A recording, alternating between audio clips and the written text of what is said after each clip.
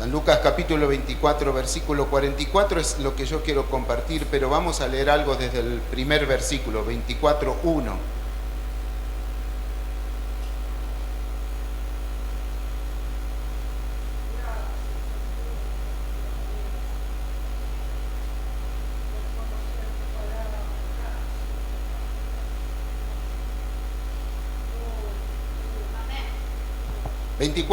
¿Lo tienen? Lo leemos todos juntos y dice así la palabra del Señor.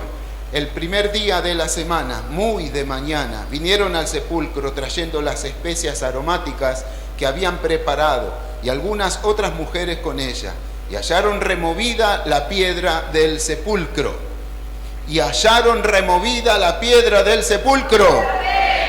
Y entrando no hallaron el cuerpo del Señor Jesús.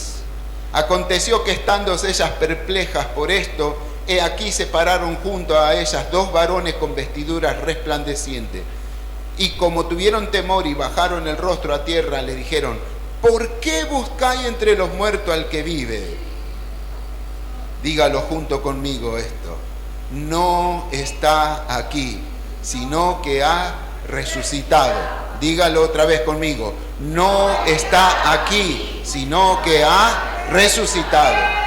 Acordaos de lo que os habló cuando aún estaba en Galilea, diciendo: es necesario que el Hijo del Hombre sea entregado en mano de hombres pecadores y sea crucificado y resucite al tercer día. Entonces ellas se acordaron de sus palabras y volviendo del sepulcro dieron nuevas de todas estas cosas a los 11 y a todos los demás. Amén.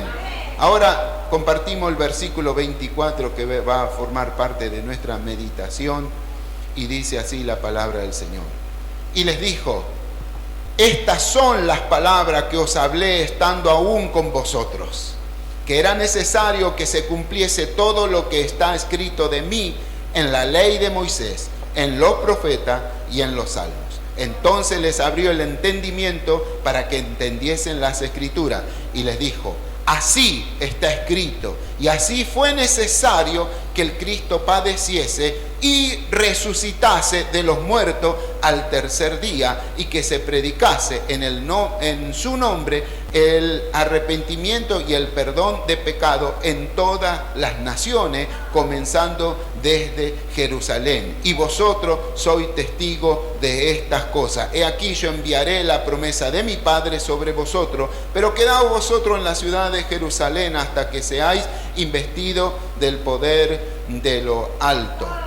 Versículo 46, y les dijo: así está escrito, y así fue necesario que el Cristo padeciese y resucitase de los muertos al tercer día, y que se predicase en su nombre el arrepentimiento y el perdón de pecado en todas las naciones, comenzando desde Jerusalén. Te queremos dar gracias, nuestro Dios, hoy en este día tan especial en donde recordamos, hacemos memoria del padecimiento tuyo, Señor, del cumplimiento de tus promesas, Señor, de lo que tú hiciste por nosotros, Señor, que fuiste, Señor, enjuiciado injustamente, que fuiste golpeado, que fuiste escupido, que fuiste lastimado, que fuiste herido, Señor, fuiste maltratado. Toda la culpa del mundo fue sobre ti, Señor. Vos tomaste el lugar de todos nosotros que nos correspondía y te llevaron a la cruz, te clavaron ahí, te dejaste matar porque nos amaste tanto, Señor. Pero también te damos gracias, Señor, porque hoy venimos a celebrar que nuestro Cristo no está muerto, la tumba está vacía. ¿Por qué buscan entre los muertos al que vive? Él no está aquí en la tumba, Él resucitó. Él resucitó, nuestro Dios resucitó. Y gracias, hoy celebramos tu resurrección y te damos gracias por todo lo que hiciste por nosotros. Señor, en este tiempo, Señor, danos a entender tu palabra, Señor, y que tu Espíritu Santo nos guíe a la verdad de ella y la podamos entender para llevarla a nuestro corazón y también ponerla por obra. Señor, bendigo la vida de tus hijos que están hoy aquí. Los que no están hoy, Señor, los alcance con tu bendición también. Te adoramos, te bendecimos, adoramos tu nombre y te agradecemos a ti. Amén y amén. Gracias. Gracias, Señor. Tomen asiento, hermanos, tomen asiento. Y sí, quiero ser breve hoy, quiero ser breve. Estaba pensando de las maneras que había de certificar algo. Desde la antigüedad, cuando se enviaba una misiva, se mandaba una epístola, se mandaba una carta, algún anuncio. Y siempre necesitaba de que algo lo rubrique, algo le dé certificación, que se sepa quién había dado la orden. Y es por eso de que muchas veces se usaban objetos, por ejemplo, tal vez un collar o un anillo o alguna prenda que le pertenecía a esa persona de importancia. Y le mandaban con un mensaje, un mensajero, para ser trasladado de boca en boca nada más. Pero ¿cómo se le iba a creer a ese mensajero si era verdad? Imagínese hoy, ¿no? Mandar a decir a alguien así nomás, con tantas falsedades que hay, ¿no? Pero en aquel entonces era necesario que lleven un objeto, algo que le pertenecían, que sabían. ¿Quién te mandó? ¿Quién te mandó? Me mandó la pastora Elena. ¿Y cómo sé que es la pastora Elena? Y acá tenés la Biblia de ella, mirá. Esta es la Biblia de la pastora. Sí, sabían que era ella. Y así enviaban también otras cosas como anillos.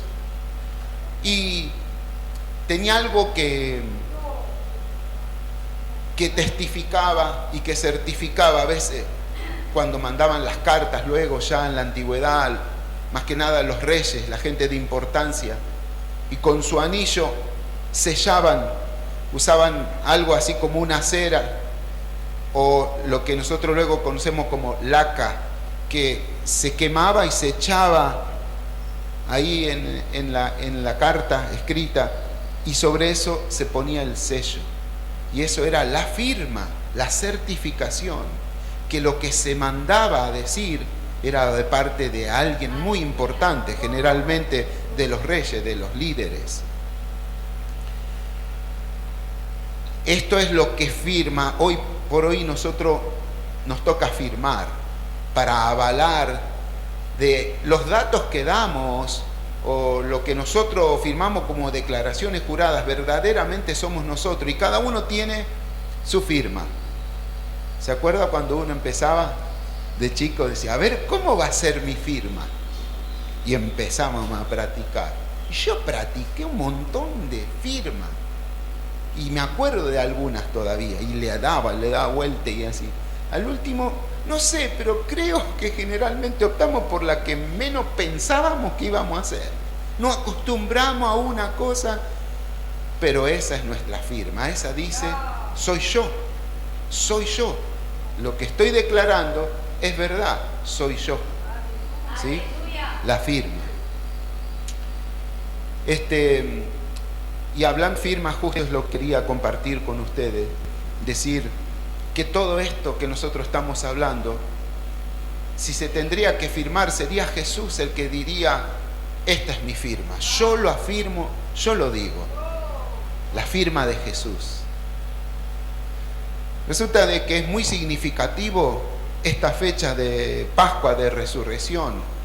No solamente para los cristianos, sino para el mundo entero, porque tiene una trascendencia muy importante. Por más que no quieran, y por ahí como dijo la pastora, según al diablo que hayan servido, que estén sirviendo todavía. Pero tiempo de Pascua es como que todo, yo recibo mensajes de gente que yo sé que no practica, no son católicos por decir activos, practicantes, pero ni siquiera son evangélicos, perseverantes, ni nada. Simplemente que son, podríamos llamarle simpatizantes, ¿no? Simpatizantes. Pero me llegan los mensajes, feliz Pascua. Estoy seguro que no entiende de qué se trata, pero no sé, algo los lleva a ello a querer saludar, a querer formar parte, y ahí nos damos cuenta de cómo trasciende el mensaje de Jesús y la obra de Jesús, que fue muy significativa, como digo, no es solamente para el pueblo cristiano, sino para todos, porque afecta también al mundo entero. Así que la resurrección de Jesucristo vendría a ser como ese sello. La resurrección de Jesús es como que va a sellar toda la narrativa de Jesús. O sea, todo lo que dijo Jesús, todo el mensaje de Jesús va a quedar firmado, va a quedar certificado justamente con la resurrección de Jesucristo. Porque si Jesús no hubiera resucitado, podría hoy ser recordado hasta por nosotros.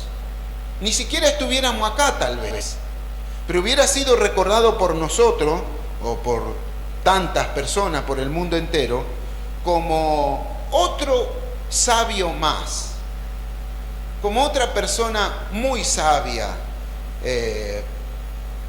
Nombrar a Sócrates, Platón, Aristóteles, o también podría ser como persona que un maestro espiritual, tantos maestros espirituales que existieron, como por decir algunos, Buda, Mahoma, otros más que fueron líderes espirituales de cierta comunidad, de cierta gente, ¿no?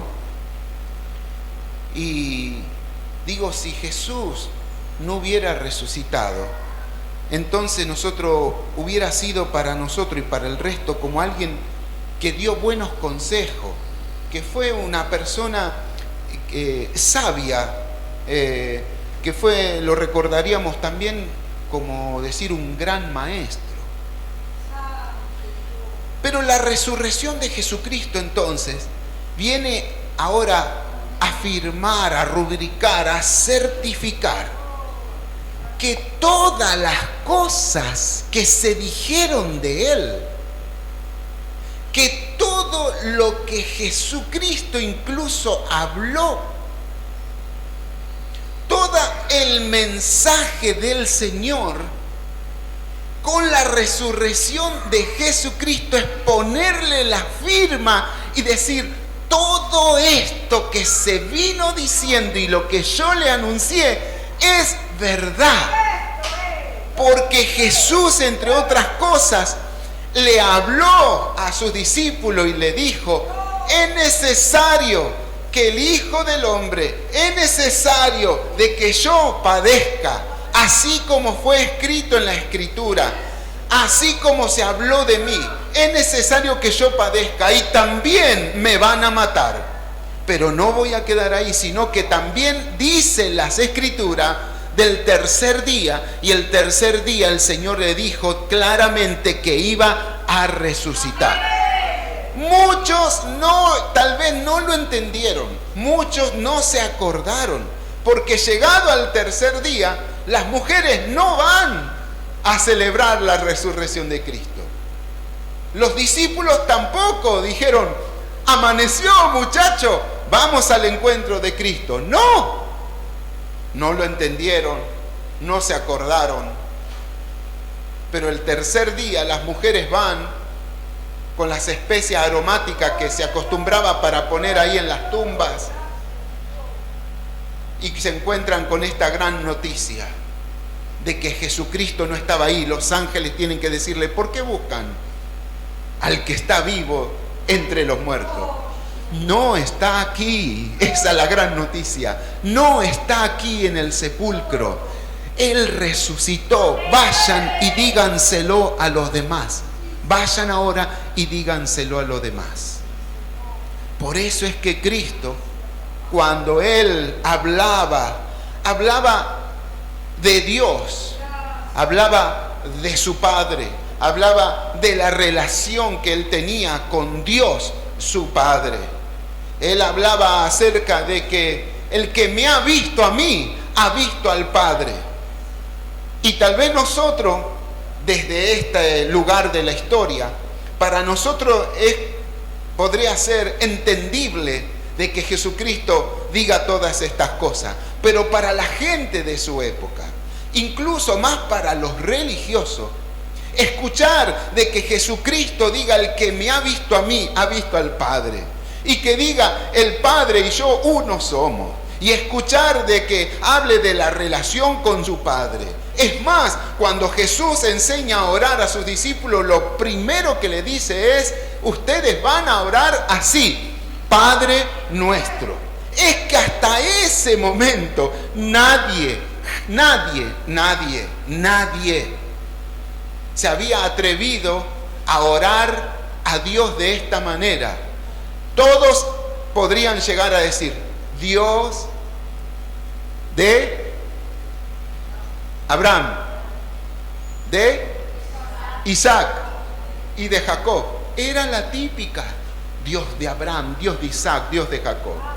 O tal vez invocar el nombre de Yahvé. Pero ninguno hasta ese entonces se atrevió a decirle a Dios de esta manera: Abba, que significa papito. Papito es como decir: papito lindo, papito te quiero, papucho mío. Era la manera que domésticamente, en la intimidad de la familia, los niños le llamaban a su padre el Abba. Y nadie se había animado hasta ese entonces. ¿Cómo? Por eso yo digo, me imagino entre los discípulos cuando el Señor le dice: cuando ustedes oren, digan así: papito. Y se codearían. ¿Qué dijo? Dijo papito. ¿Vos escuchaste bien? Sí, dijo papito. A Dios le está diciendo, a Jehová Dios Todopoderoso, el Dios del universo, el Creador, el Shaddai, Elohim, Yahvé y todos los nombres derivados de Dios. Este viene, lo cambia y le dice: ustedes van a decir así: papito. Es como que Dios le dice: Padre nuestro, papito nuestro. Y Él está diciendo: Dios es mi Padre. Pero no solamente me lo dejo para mí, sino que yo los autorizo ahora también a ustedes para que lo adopten. Él es su papá, no quiere ser un Dios distante a lo lejos, ese Yahvé, ese Shaddai y todo lo que quieran decirle, que pareciera como que hay una distancia entre este hombre y su Dios creador. Ahora Jesús viene a derribar esa distancia y a acercar a Dios a la humanidad, y a sus discípulos le viene a decir esta gran verdad de que Dios era su Padre, su papito, y que podía ser el papito de ellos también. Ahora, los religiosos, escuchando toda esta palabra, es que se enfurecen. Por eso es que lo toman como un hereje y como un blasfemo. Porque el único que podría hablar así de Dios sería alguien que esté muy cercano al mismo nivel que Dios. Y no podía ser porque le dijeron: de Nazaret puede salir algo bueno, porque dicho sea de paso, Nazaret, la ciudad de donde se crió Jesucristo, era una ciudad de la parte del norte, de allí, de la zona de Galilea. Y esa zona había sido tomada ya hace muchísimos años. 722 a.C. ya había sido invadida por Asiria y había sido tomada totalmente por el reino de Asiria, todo el reino del norte llamado Israel. Y eso quedó totalmente devastado y quedó como una de las tantas aldeas gobernadas por Asiria, y que se formaron de allí, vienen todo lo que son los samaritanos, todo eso. Y era para ellos despreciable. Para un judío de pura cepa, que ellos se consideraban que ellos eran los puros judíos. Ellos no tenían ninguna mezcla con otro extranjero. Y va a venir de Nazaret. de Nazaret. No sé, sin discriminar, pero por ahí uno dice, ¿qué algo bueno puede salir de la villa tal? ¿No? Uno piensa a veces así. Lo tenían ellos también. ¿Qué va a salir algo bueno de ahí de Nazaret? Primero que viene de Nazaret.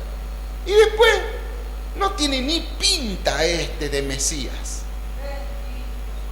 Si nosotros no sabemos quién es. Hijo del carpintero.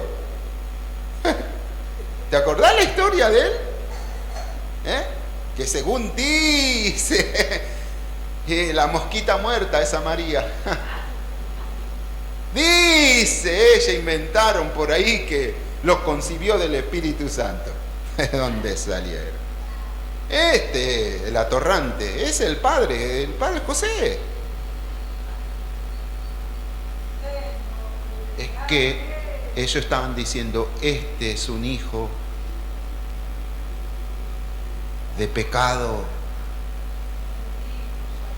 Este pecador que nació ya pecador en pecado, este se hace el Hijo de Dios. Nosotros conocemos quién es, la historia de él, la familia, lo conocemos. Encima anda por ahí arreglando muebles, arreglando cosas y se la da de carpintero. Así que para los religiosos que Jesús hable de esta manera, lo tomaban como un hereje, como un blasfemo, porque no podía ser, incluso, de que alguien luego que ellos hayan apesado por ser blasfemo, haya sido maltratado de tal manera y no haya nadie que lo haya defendido. Ni siquiera si hubiera sido hijo de Dios, alguien tendría que haber saltado por él, o al menos algo tendría que haber pasado, porque Dios no iba a permitir que su Mesías, su hijo, sea maltratado de esta manera. Así que este es un criminal cualquiera, y así como criminal lo llevaron a la cruz. Y es por eso que ellos no pueden entender de que alguien a quien ellos nombraron un criminal sea el Mesías y sea el Salvador del mundo. Pero no solamente ellos, sino también los que estaban gobernando en aquella época, porque vaya sea de paso de que para esa época Judá, Israel estaba subyugada y estaban siendo gobernados por el Imperio Romano. Que el Imperio Romano también tenía sus creencias y había sido muy influenciado por la forma helenística, por los griegos. Y así que adoptaron muchas de esas creencias. Y no podían entender de que alguien que se decía que era el Hijo de Dios terminara de esa manera. Porque según las creencias de ella en las mitologías, sus dioses, todo terminaba con la muerte. Todo terminaban con la muerte. Si había algo que le temían tanto era al Hades, al dios de la muerte. Y todo terminaba con la muerte. Así que viendo a este hombre que se decía llamar el Hijo de Dios, crucificado, padeciendo, y luego morir, no podían entender ellos, decir, este era un palabrero. Porque si hubiera sido Dios, nuestros dioses no se dejan derrotar por la muerte. Así que Cristo vive en este ambiente y recluta a hombres y también a mujeres que son sus seguidores, y a ellos sí les da la palabra de Dios. Comienza a hablarle acerca de Cristo, a hablarle acerca de Dios como su Padre, comienza a hablarle de las Escrituras y comienza a enseñarle todo lo referente a Jesús y al Hijo de Dios. Y la palabra que nosotros hemos leído nos dice que el mismo Jesús les dijo lo siguiente, y les dijo, estas son las palabras que yo hablé estando aún con vosotros, que era necesario que se cumpliese todo lo que está escrito de mí en la ley de Moisés, en los profetas y en los salmos. Jesús, por si las dudas, a ellos todavía le quedaba alguna duda, valga la redundancia, si todavía no podían creer, porque muchos de ellos dijeron después que murió Jesús: nosotros esperábamos. A esos dos que van tristes caminando por el camino de Emaús, Jesús se le aparece. ¿Qué están hablando? ¿Cómo no sabés? ¿No te enteraste lo que pasó en Jerusalén? ¿No sabés lo que pasó? ¿Sos el único que no te enteraste de Jesús, que era poderoso en obra, en palabra? Y que al final murió. Nosotros esperábamos que Él era el que iba a redimir a Israel. Nosotros teníamos toda nuestra confianza en Él. Pensábamos que Él era el Mesías, pero ahora está muerto. Y entonces Jesús tiene que ir a las Sagradas Escrituras. Y dice la Biblia que abriéndole las Sagradas Escrituras, ellos pudieron entender que era Jesús. Cuando partió el pan con ellos, se le fue abierto todo el sentido. Y dijo, era Jesús, pero Jesús se fue de aquel lugar. Y así es como que llega a este lugar donde se encuentra con sus discípulos. Y Él le comienza a hablar a sus discípulos nuevamente. Es que la única manera de que las personas puedan entender quién es el Señor es llevándolo nuevamente a la palabra de Dios. No puede haber ninguna historia, no puede haber nada armado por nosotros. No cuenta tanto nuestra inteligencia, nuestra habilidad, nuestra capacidad. Lo que debe contar y primar es la palabra de Dios, porque esa es la que puede convencer a las personas de quién es el Señor. Y es por eso es que es muy importante para nosotros que nosotros sepamos la palabra de Dios, que nosotros leamos la palabra de Dios, que escudriñemos la palabra del Señor. Hermano y hermana, no te conformes con lo que escuchás acá en el culto los domingos o los jueves si es que venís, o los martes. No te conformes con eso. Tenés que ser un lector de la palabra de Dios, tenés que escudriñar la palabra de Dios, tenés que investigar, tenés que zambullirte en la palabra del Señor, porque dice la palabra de Dios que allí nosotros tenemos vida eterna. Y hay una gran bendición en entender, en saber, en conocer la palabra de Dios. Y por eso el Señor a sus discípulos que todavía estaban ahí dubitativos, les habla acerca de la palabra del Señor y le dice: esto es lo que toda la Biblia dice.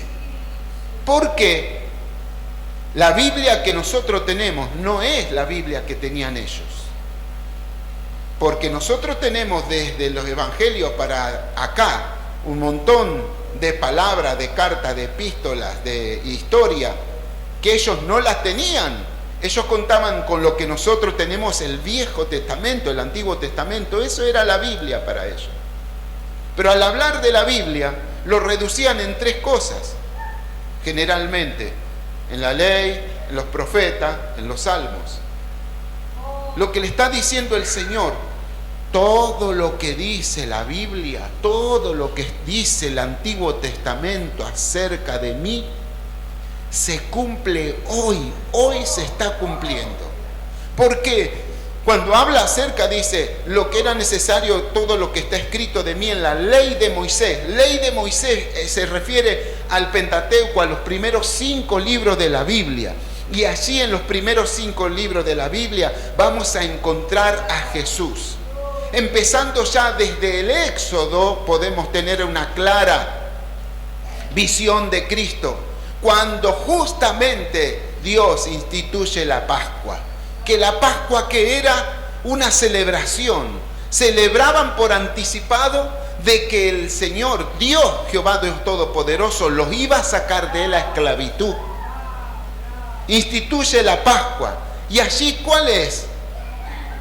¿Cuál es el protagonista en esa Pascua principal? Es un cordero. Un cordero. Un cordero que tiene que ser sacrificado, que tiene que ser cocinado y luego lo comen. Y con la sangre de ese cordero, ¿recuerdan? Marcaron las puertas de las casas. Así que ese cordero ya desde ahí, ¿de quién estaba hablando? Habla de aquel que cuando vino a ser bautizado, Juan el Bautista, ¿qué dice? Ahí viene el Cordero de Dios. Ese es el Cordero de Dios. No es el Cordero de los sacerdotes, no es el Cordero de allá de Éxodo, no es el Cordero que se trajo hasta acá durante cientos de años practicando ese ritual de perdón. No es ese. Todos los otros fueron corderos simbólicos.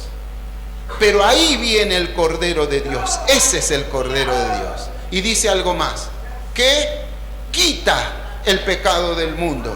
Porque lo que hacían los otros corderos solamente eran cubrir el pecado, tapar el pecado. Pero ninguno de esos corderos pudo quitar el pecado. Por eso cuando viene Jesús a ser bautizado dice, ese es el Cordero de Dios que quita el pecado del mundo. Así que ya en la ley de Moisés hay muchas señales que son un símbolo de Jesús. Pero también en los profetas, uno de mis preferidos profetas, Isaías, que dicho sea de paso, se le dice el evangelista del Antiguo Testamento. Y allí habla en capítulo 6, 7, 9, 53. Mas él herido fue por nuestros pecados. Habla de Jesús. Los profetas. Pero también en los salmos.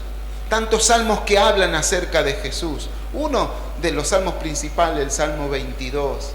Ahí habla acerca de Cristo, del Cristo crucificado, de cómo lo escupieron, de cómo le tiraban la barba, de cómo meneaban su cabeza, de lo que sufrió Jesús. O sea, de que Jesús se para con sus discípulos para decirle todo esto que se viene diciendo de mí.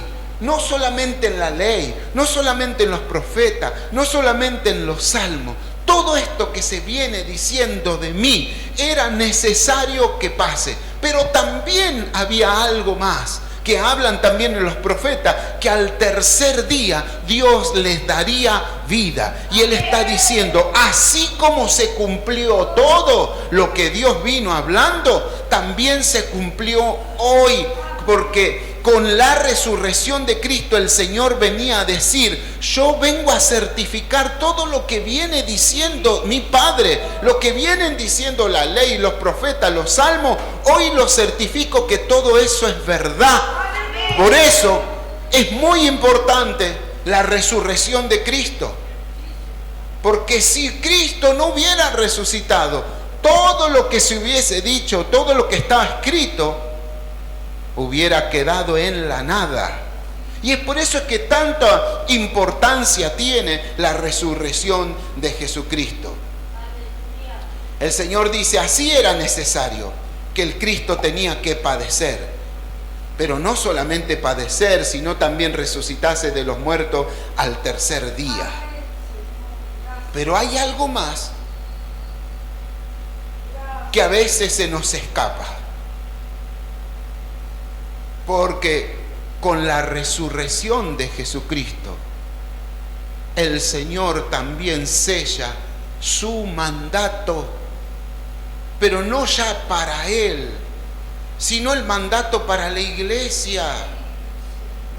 Con la resurrección de Cristo también el Señor certifica que es Él el que está enviando a sus hijos. ¿A qué? A predicar. Versículo 47, y que se predicase en su nombre el arrepentimiento y el perdón de pecado en todas las naciones, comenzando desde Jerusalén. Lo que hace la resurrección de Cristo, hermano, es ponerle firma a toda la narrativa, a todo el mensaje del Señor, a todo el mensaje del Antiguo Testamento, pero también la resurrección de Cristo viene a ponerle firma de que es el Señor el que nos envió a nosotros a predicar el arrepentimiento de pecado, el arrepentimiento y el perdón de los pecados. Y este es un trabajo que nos toca hacer a nosotros y que fue firmado por el Señor con su resurrección. La resurrección de Cristo viene a decirnos a nosotros: están capacitados ahora para llevar la palabra de Dios a todas las naciones. Y es necesario que se predique, y que se predique arrepentimiento, y que no solamente arrepentimiento, sino vayan a decirle que a todos los que se arrepienten el Señor es bueno y el Señor perdona sus pecados, y que hay promesa para aquellos que se arrepienten y que son perdonados, que así como Cristo resucitó, un día también van a estar con el Señor en la gloria. La resurrección de Cristo nos habilita a nosotros para llevar el Evangelio con poder y no ser pusilánimes ni débiles, sino ir con la verdad de la palabra del Señor. Porque si todo lo del Antiguo Testamento tuvo fiel cumplimiento, ninguna de las palabras y promesas de Dios cayeron en la tierra, sino que todas tuvieron cumplimiento sellado con la resurrección de Cristo. La palabra de Cristo, el mensaje de Cristo también es firmado por Él, que todo lo que Él dijo también es verdad. Y si todo lo que dijeron los profetas, la ley, los salmos, el mismo mensaje de Jesús es verdad, no tenemos que tener temor a predicar la palabra del Señor. Tenemos un mensaje muy bueno. Tenemos las buenas noticias, que los pecadores, hay perdón para aquellos pecadores, que hay restauración para aquellos que están viviendo una mala vida, que pueden volver, que Dios no es un Dios distante, que no es un Dios castigador, que no es un Dios que está fijándose a ver qué mal hacen para mandarle un castigo o una penitencia. Todo lo contrario, Dios es un Padre amoroso, tanto nos ama, dice la palabra del Señor, de tal manera amó Dios al mundo, que ha dado a su Hijo unigénito, para que todo aquel que en Él cree no se pierda, sino que tenga vida eterna. Y esto lleva la firma de Jesús. Con la resurrección fue firmado por Cristo, con la resurrección. Y es por eso es que, hermano, hoy, en Pascua, hoy, domingo de resurrección, es para recordar que hay un llamado para cada uno de nosotros. El Señor nos ha enviado a llevar la palabra de Dios. ¿Desde dónde hay que comenzar? ¿A dónde vamos a ir? ¿A dónde? Jesús acá dijo que se debía empezar comenzando ¿desde dónde? Desde Jerusalén. Vamos a ir entonces, nos tomamos un avión, vamos a empezar a predicarle a los judíos allá en Jerusalén y después nos volvemos para acá. No, Jerusalén es lo más cercano, lo más próximo. Muchos dicen, tu Jerusalén es tu familia, y estoy de acuerdo. Pero quisiera ampliar un poco más. Tu Jerusalén es el lugar donde vos te movés. Tu Jerusalén es el lugar donde vos andás. Tu Jerusalén son las personas con las cuales vos te relacionás. Tu Jerusalén son aquellas personas que están necesitando, que a veces te las cruzás, incluso de vez en cuando. Son ellos los que están necesitando. Y el Señor te está enviando, predicales a esos, a los que tenés, a tu Jerusalén, a tu Jerusalén. Necesitamos nosotros, hermanos, de que volver a las Sagradas Escrituras y ver que las promesas del Señor son fieles y son verdaderas. Y saber, hermano, de que nosotros tenemos el mejor de los mensajes, la mejor de las noticias para darle a otro. Claro que a veces uno dice, pero ¿cómo hacemos? ¿Cómo hacemos? ¿Cómo hacemos? Porque si vos los ves, están bien. Están bien. Yo les pregunto, los veo. Y le pregunto, ¿cómo andan? No, ando bien, ando bien. Sí, ando bien, ando bien. ¿Y cómo vamos a hacer para esas personas que dicen, no, sí, yo creo en Dios, sí. Dios está en todas partes. Hace poco escuché a uno y sí, Dios está en todas las religiones. No, sí, aparte está la otra, ¿no? No, yo no me considero una mala persona. Me parece que estoy bien con Dios. No le hago mal a nadie. Y frases como esa que a veces nosotros decimos, pero ¿cómo le hago para predicarle si está bien?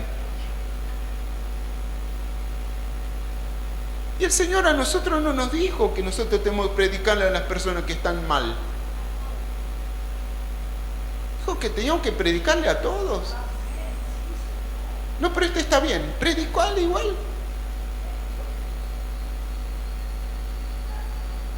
Porque la misma idea que tenían los líderes religiosos o las personas o los del Imperio Romano, ideas que tenían preconcebidas ya,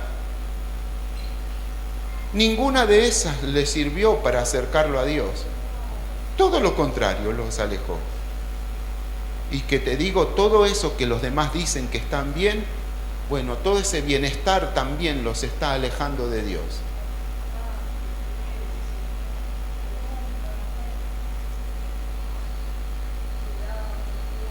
En una ocasión me acuerdo de que le fueron a predicar a alguien y se volvieron medio tristes porque dijeron, no le pudimos predicar, porque él nos dijo que estaba bien. Y resulta que no estaba bien.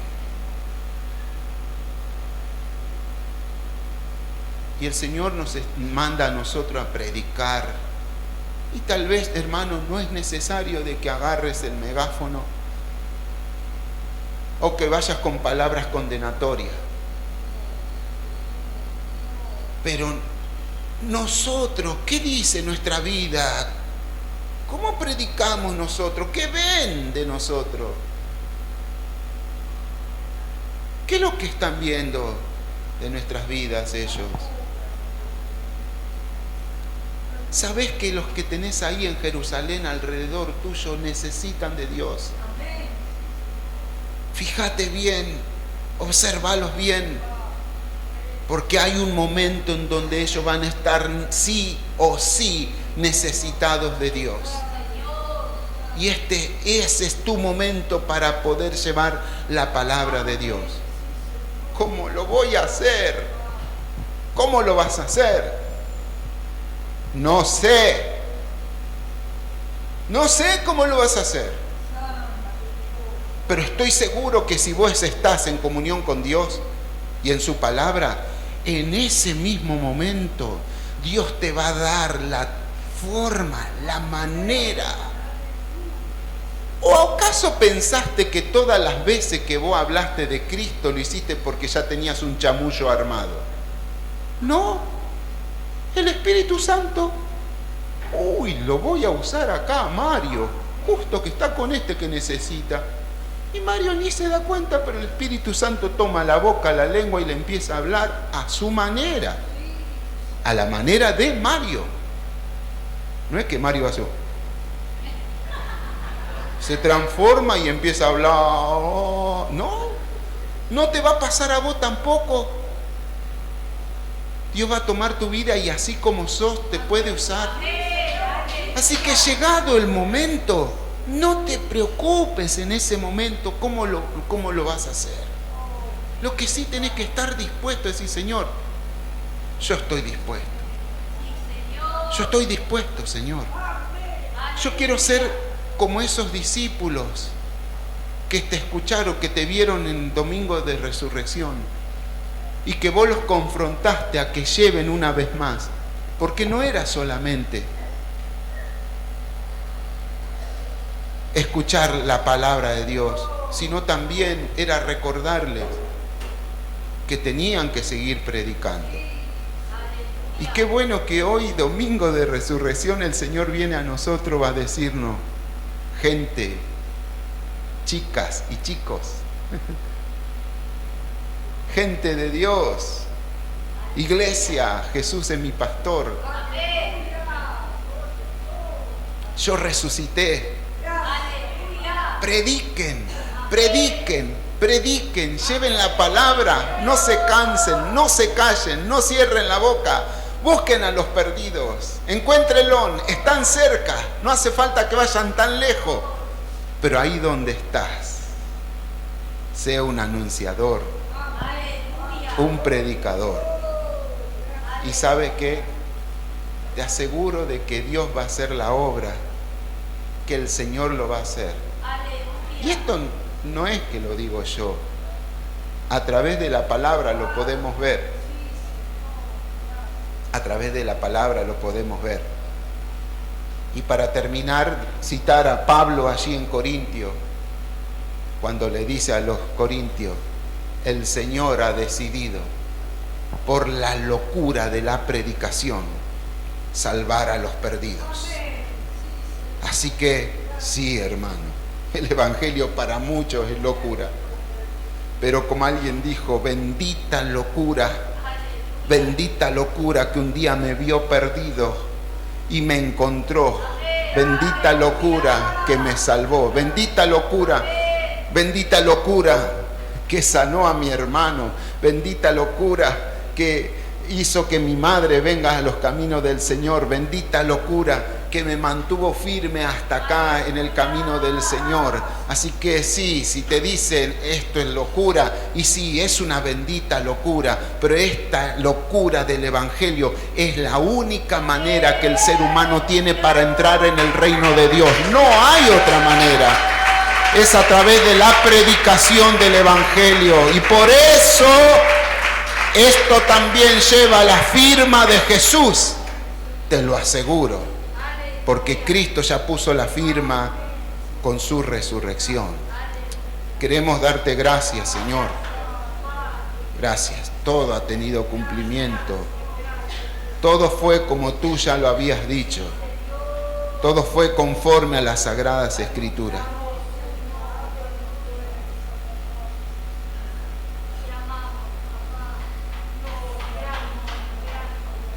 Te entregaste por nosotros.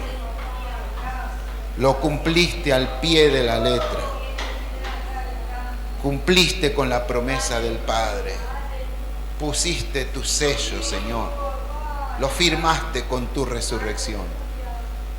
Señor, si tú no hubieras resucitado, vana sería la predicación. Vana sería, Señor, el mensaje. Vano sería nuestra fe.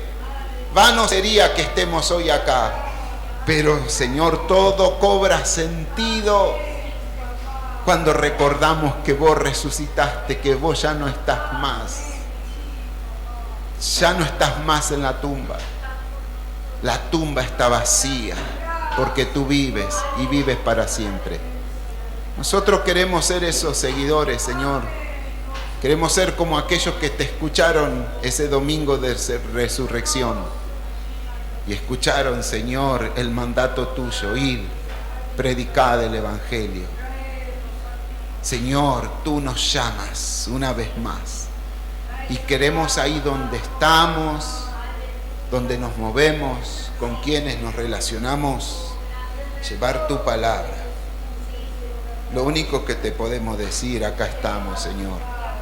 Porque muchas veces no sabemos cómo lo vamos a hacer, pero de algo que sí estamos seguros, de que tu Espíritu Santo mora en nosotros y que Él nos va a dar palabra, que vos nos vas a usar, que vos vas a hacer algo poderoso y que tus promesas también se van a cumplir, porque si ninguna de esas cayeron a tierra, también tus promesas van a ser fieles y verdaderas con nosotros, Señor. Tú nos has dado promesa de darnos autoridad y de darnos poder. Tú nos diste promesa que estarías con nosotros todos los días al fin del mundo. Nos diste promesa, Señor, que tú añadirías provisión.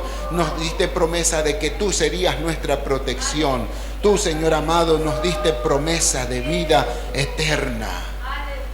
Y yo creo que todas esas promesas se cumplen en nosotros. Te doy gracias por todo en el nombre de Jesús. Amén y amén.